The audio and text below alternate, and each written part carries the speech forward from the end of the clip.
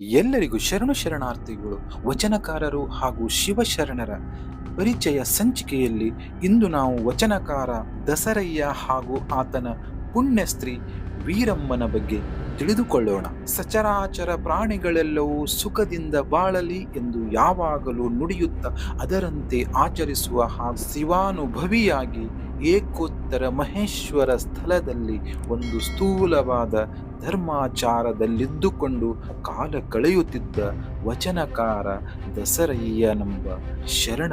ಬಸವಣ್ಣನವರ ಸಮಕಾಲೀನನಾದ ಈತನ ಜನ್ಮಸ್ಥಳ ರಾಮಗೊಂಡೆ ಎಂಬ ಗ್ರಾಮ. ವೀರಮ್ಮ ಇವನ ಪತ್ನಿ. ನಿತ್ಯವೂ ತೋಟಕ್ಕೆ ಹೋಗಿ ಹೂಗಳನ್ನು ಹರಿದು ತಂದು ಪೂಜೆ ಮಾಡುವುದು ಈತನ ಕಾಯಕ. ಒಮ್ಮೆ ಹೂ ಹರಿಯುತ್ತಿದ್ದಾಗ ಅಯ್ಯೋ ನೊಂದೆನು ಎಂಬ ಧ್ವನಿ ಕೇಳಿಸಿತು. ಅಂದಿನಿಂದ ಆತ ಗಿಡದಿಂದ ಹೂಗಳನ್ನು ಹರಿಯದೆ ಕೆಳಗೆ ಉದುರಿ ಬಿದ್ದಿದ್ದನ್ನು ಮಾತ್ರ ಆಯ್ದು ತಂದು ಪೂಜಿಸತೊಡಗಿದ. ಇದರಿಂದ ಈತ ಉತ್ಕಟ ಅಹಿಂಸಾವಾದಿಯಾಗಿದ್ದನೆಂದು ವ್ಯಕ್ತವಾಗುತ್ತದೆ. ಹೂಗಳಿಗೆ ನೋವಾದರೆ ಲಿಂಗಕ್ಕೆ ನೋವಾದಂತೆ ಹೂಗಳನ್ನು ಕಿತ್ತರೆ ಅವುಗಳಿಗೆ ನೋವಾಗುತ್ತದೆ, ಹಿಂಸೆ ಮಾಡಿದಂತಾಗುತ್ತದೆ ಎಂದು ಭಾವಿಸುತ್ತಿದ್ದನು. ಅವನಲ್ಲಿಯ ಈ ಅಹಿಂಸಾ ವೃತ್ತಿಯನ್ನು ಕಂಡು ಕೆಲವು ಕುಹಕರು ಅವನಿಗೆ ನಾನಾ ಬಗೆಯ ಕೀಟಲೆಗಳನ್ನು ಕೊಡುತ್ತಿದ್ದರು. ಆದರೂ ಅವನು ಅತ್ಯಂತ ತಾಳ್ಮೆಯಿಂದ ಅವುಗಳನ್ನು ಸಹಿಸಿಕೊಳ್ಳುತ್ತಿದ್ದನು. ದಸರಯ್ಯನೆಂಬ ಶರಣ ದಯೆಯ ಸಾಕಾರ ಮೂರ್ತಿಯಂತಿದ್ದ.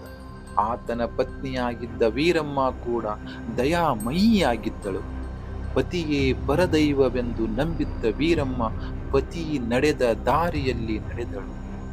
ಜೀವಿಯ ನೋವೇ ಲಿಂಗದ ನೋವೆಂದು ಭಾವಿಸಿದಳು. ಪತಿಗೆ ತಕ್ಕ ಸತಿಯಾಗಿ ಪತಿಯನ್ನು ನೆರಳಿನಂತೆ ಹಿಂಬಾಲಿಸಿದ ವೀರಮ್ಮ ಸಾತ್ವಿಕ ಶಿರೋಮಣಿಯಾಗಿದ್ದಳು, ಶಿವಾನುಭವಿಯಾಗಿದ್ದಳು. ಈಕೆ ಎಷ್ಟು ದಯಾಮಯಿಯಾಗಿದ್ದಳೋ ಶರಣ ಸಿದ್ಧಾಂತಕ್ಕೆ ಸಂಬಂಧಿಸಿದಂತೆ ಅಷ್ಟೇ ನಿಷ್ಠೂರಳಾಗಿದ್ದಳು. ಸತಿಪತಿಗಳೊಂದಾದ ಭಕ್ತಿ ಹಿತ ಒಪ್ಪುವುದು ಶಿವಂಗೆ ಎನ್ನುವ ಜೇಡರ ದಾಸಿಮಯ್ಯನವರ ಮಾತು ಈ ದಂಪತಿಗಳ ಬದುಕಿಗೆ ಸರಿಯಾಗಿ ಅನ್ವಯಿಸುತ್ತದೆ.